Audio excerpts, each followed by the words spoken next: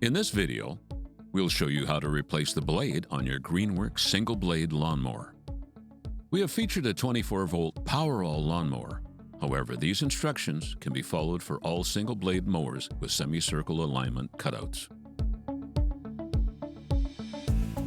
Warning: this video is not a substitute for reading the operator manual. For more detailed instructions and safety warnings, consult the operator manual provided. Before performing maintenance, the power source must be disconnected. Customers are also encouraged to wear safety gloves. You will need a wrench to change the blade. Refer to your unit's product page for mounting bolt specifications. Let's get started.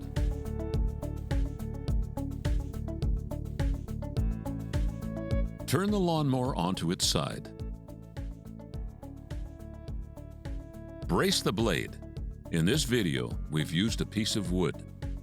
If your unit has a mulch plug, it is helpful to have it removed at this time. Using a wrench, remove the blade nut.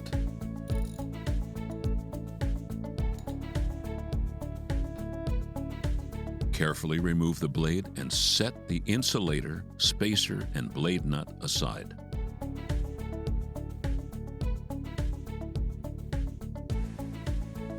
Align the cutouts on the blade with the blade mount. Place the insulator on top. Position the blade assembly onto the bolt. When seated properly, the blade should be flat against the motor assembly. Reinstall the spacer and blade nut.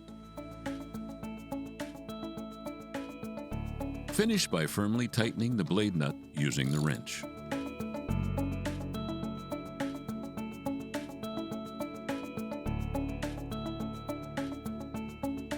Return the unit to the upright position.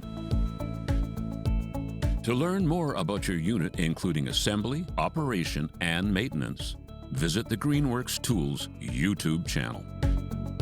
Properly maintained, your GREENWORKS lawnmower will provide you with years of great service.